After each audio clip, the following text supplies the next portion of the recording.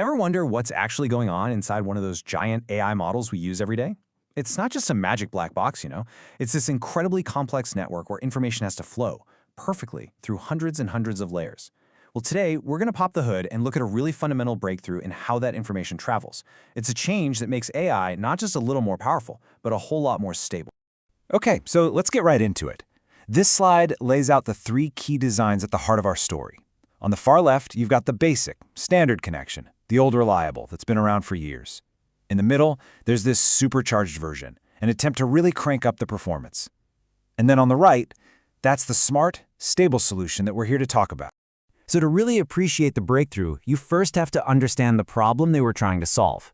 And it all goes back to the simple, dependable backbone that deep learning has been relying on for almost a decade. I want you to think about it like this. For information to get from the beginning of a model all the way to the end, it's got to travel down an information highway.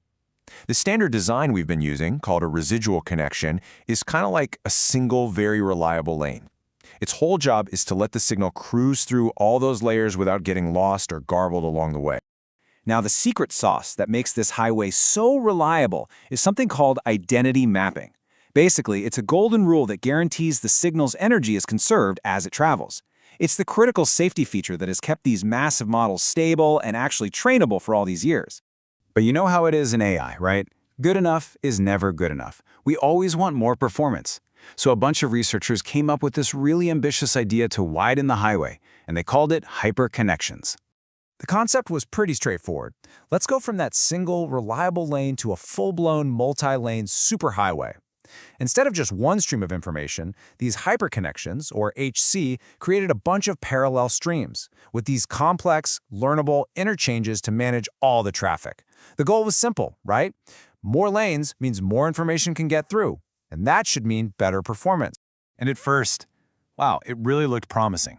This table here shows the performance boost they got from the different parts of the design. And that number on the bottom, the biggest improvement, came from the most complex piece, the connections that were mixing information inside the superhighway itself. So it seemed like, yeah, more complexity was definitely the way to go. But, and there's always a but, isn't there? This new superhighway, as powerful as it was, had a hidden and incredibly dangerous flaw. When they tried to really push it, to build truly massive models with it, things went very, very wrong. And this chart, this is the smoking gun. It shows the model's learning process. And as you can see, everything's going fine. And then, right around the 12,000 step, bam! Catastrophe. The error rate just explodes. The model didn't just stop learning, it completely fell apart. So what on earth caused that breakdown? Well, this right here tells the story. As the signal was traveling down that fancy new information highway, its energy wasn't being conserved. Far from it. It was being amplified by this huge, uncontrolled factor. Think of it like a massive power surge flooding the system. And I mean, truly massive. At its absolute peak, the signal was getting amplified by a factor of 3,000. 3,000 times. Any system, I don't care what it is, that gets hit with a 3,000-volt power surge is going to blow up.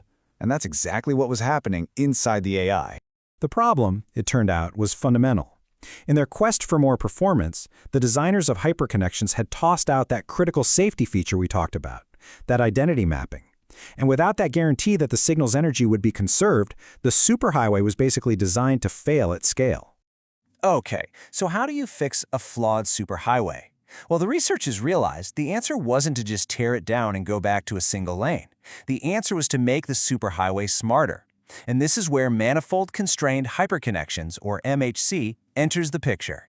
So, sticking with our highway analogy, the big idea was to install a kind of smart traffic management system. Instead of just letting information flow wildly and uncontrollably, they introduced a new set of rules, some clever mathematical constraints, to regulate everything and keep it all in check. Now, the core of this new traffic system is this really elegant mathematical tool called a doubly stochastic matrix. The easiest way to think about it is like a set of perfect guardrails. It forces all the connections to mix the information together smoothly, and it guarantees that the total signal energy is always preserved, because all of its rows and columns always add up to exactly 1. No more exploding signals, no more vanishing signals. And this just brilliantly shows you the solution in action. On the left, that's the connection matrix from the old, unstable design. It's a total mess, right? It's completely chaotic. And on the right, that's the new MA-Tracy matrix with those smart constraints applied. It's clean, it's orderly, it's stable. You can literally see the difference between chaos and control. So the big question, did it work? Oh, absolutely. Remember that insane 3000x power surge? This chart shows the signal gain with the new fix. The maximum amplification is now just 1.6. They took the instability and crushed it by 3 orders of magnitude. The chaos was completely tamed. Okay, so they solved the stability problem. That's fantastic. But the final question is, does it still perform well? Is it still fast? Well, the answer is a huge yes. Turns out the smart highway isn't just safer, it's actually better. Just take a look at these results on some massive 27 billion parameter models. In a direct head-to-head comparison, the new stable MHC architecture consistently beats the old unstable HC design across all kinds of tasks, especially in things like complex reasoning. And that training earthquake we saw before?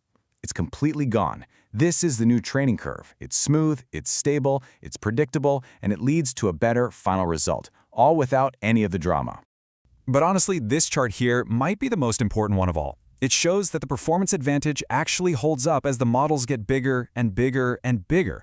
From 3 billion to 9 billion, all the way to 27 billion parameters, GMHC just keeps on winning. This isn't some one-off trick. It's a genuinely scalable solution for the next generation of AI. And you might think, what's the catch? What's the cost for all this stability and performance? Well, thanks to some really brilliant low-level engineering, the entire system comes with only a tiny 6.7% increase in training time. It's an unbelievably efficient solution. You know, the researchers really summed it up perfectly themselves. By turning the signal flow into this well-behaved combination of features, MXC makes it possible to train enormous models that are both stable and scalable. It really is the best of both worlds.